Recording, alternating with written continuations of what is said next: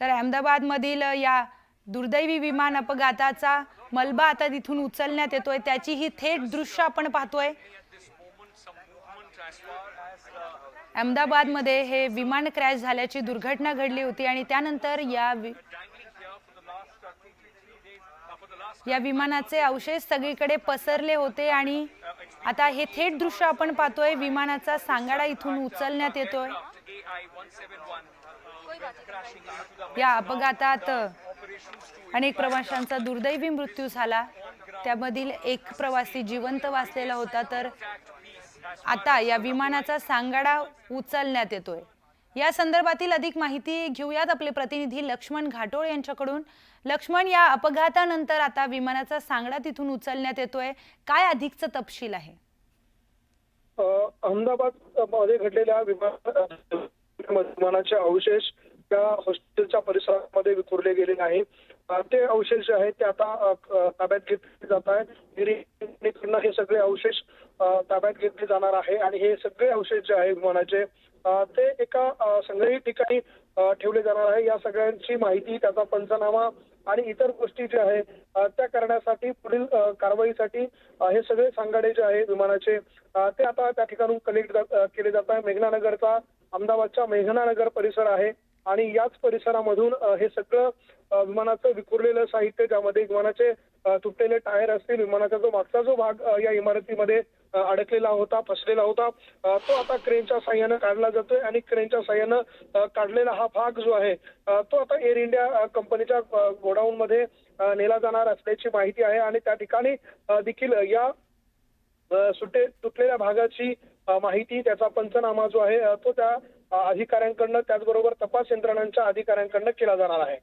निश्चितच लक्ष्मण, या संदर्भात ज्या बिल्डिंगला तिथे आग लागलेली होती, ज्या हॉस्टेलला तिथे आग लागलेली होती, त्या हॉस्टेलमधून तिथून लोकांना देखील तिथे स्थलांतर करायला लागतंय, कारण की सुरक्षेचा मुद्दा तिथे उपस्थित राहतोय। तर त्या लोकांची नेमकी काय परिस्थिती आहे? खरं तर हा विमान अपघात ज्या वेळेला घडला, ही दुर्घटना ज्या वेळेला घडली, त्याच वेळेला जी लोक मध्ये अडकलेली होती त्या सगळ्या लोकांना स्थलांतरित करण्यात आलेलं होतं। उर्वरितचे विद्यार्थी जे डॉक्टर जे आहे ते ज्या वेळेला हा विमान अपघात घडला त्यावेळेला ते त्या ठिकाणी नव्हते। ते मात्र त्यांचं साहित्य घेण्यासाठी कालपासून या सगळ्या परिसरामध्ये गर्दी करत होते। काल रात्री उशिरापर्यंत या सगळ्या लोकांना त्यांचं साहित्य जे आहे ते त्या ठिकाणून काढण्याची सूचना जी आहे ती प्रशासनाने दिलेली होती आणि हे सगळं साहित्य घेऊन हे लोक त्या ठिकाणून बाहेर पडलेले आहे। त्यांची अतिरिक्त दुसरीकडे एक व्यवस्था जी आहे ती देखील करण्यात आलेली आहे आणि त्यामुळे ही जी इमारत आहे ती देखील बांधून देण्याची जबाबदारी टाटा ग्रुपने घेतलेली आहे। त्यामुळे ही जी इमारत आहे, हा सगळा जो इकडचा भाग आहे ज्या ठिकाणी हे विमान कोसळलेलं होतं तो आता दुरुस्त केला जाणार आहे। पूर्ण विमान पडलेली जी बिल्डिंग, ज्या ठिकाणून आता क्रेनच्या साह्यानं हे विमानाचे अवशेष काढले जात आहे, त्याचा जो अडकलेला भाग आहे तो काढला जातोय। ती इमारत पूर्णतः डिमॉलिश करावी लागणार आहे, कारण या इमारतीला सर्वत्र तडे गेलेले आहे। इतकंच नाही तर या इमारतीचे 3 जे पार्ट आहे, अर्थात एकूण 5 विंग त्या इमारतीला आहे आणि त्यातल्या 2 विंग जे आहे त्या पूर्णतः उद्ध्वस्त झालेल्या आहेत। त्यांचे स्लॅब पडलेले आहेत, त्याचे 4-4 मजले जे आहे ते खाली आलेले आहे। उर्वरितच्या 2-3 मजल्या 2-3 विंग आहे उर्वरित, त्या देखील विंगला तडे गेलेले आहेत। त्या ठिकाणी देखील संपूर्णतः त्या आगीमुळे काजळी निर्माण झालेली होती, त्याचाही भाग जो आहे तो जळलेला होता। त्यामुळे ही हा सगळा जो परिसर आहे तो आता खाली केला जाणार आहे आणि या ठिकाणी नवीन इमारत जोपर्यंत होते तोपर्यंत या सर्व विद्यार्थी असतील किंवा त्या ठिकाणचे जे डॉक्टर आहे त्यांना दुसरीकडे व्यवस्था जी आहे ती करण्यात आलेली आहे।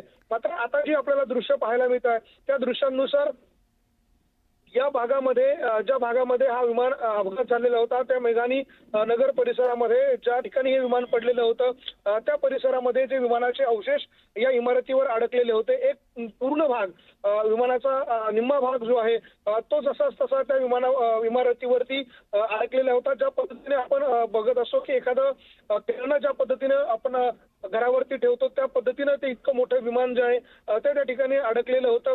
आपण यापूर्वी देखील बघितलं की पंतप्रधान नरेंद्र मोदी यांनी देखील त्या घटनास्थळाची जेव्हा पाहणी केली तेव्हाचे जे काही दृश्य समोर आले तेव्हा देखील एक गोष्ट होती की विमानाचा एक भाग जो आहे तो पूर्णतः अडकलेला होता आणि आता तोच भाग आणि तेच सगळे विमानाचे पार्ट जे आहेत ते आता कलेक्ट केले जात आहेत, त्यांना त्या ठिकाणून काढले जाते आणि त्यामध्ये नेमकं अधिकाऱ्यांना काही सापडता का हे देखील बघितलं जाणार आहे. मलब्याच्या खाली आतापर्यंत सगळा जो साहित्य होतं ज्याचा शोध घेतला जात होता, ज्याच्यामध्ये ब्लॅक बॉक्स असेल, त्याचबरोबर DVR असेल, हे सगळं जे आहे ते यापूर्वी कलेक्ट करण्यात आलेलं आहे.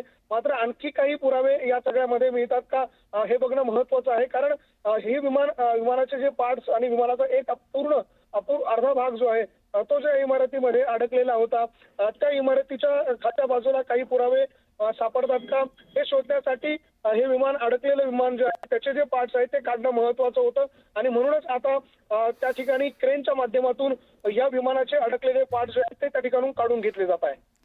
तर निश्चितच लक्ष्मण, अहमदाबादमधील मेघानी नगरचे हे हृदयद्रावक दृश्य आपण पाहतोय. अपघात झालेल्या या विमानाचा सगळे आता इथला सांगडा उचलण्यात येतोय. ती थेट दृश्य आपण पाहतोय. क्रेनच्या मदतीनं इथले सगळे विमानाचे अवशेष काढण्यात येत आहेत आणि त्यामध्ये अजून काही पुरावे सापडतायत का, अजून काय माहिती त्याच्यातून समोर येते, हे सगळं आता पाहतोय. धन्यवाद लक्ष्मण, आपण दिलेल्या सविस्तर माहितीसाठी.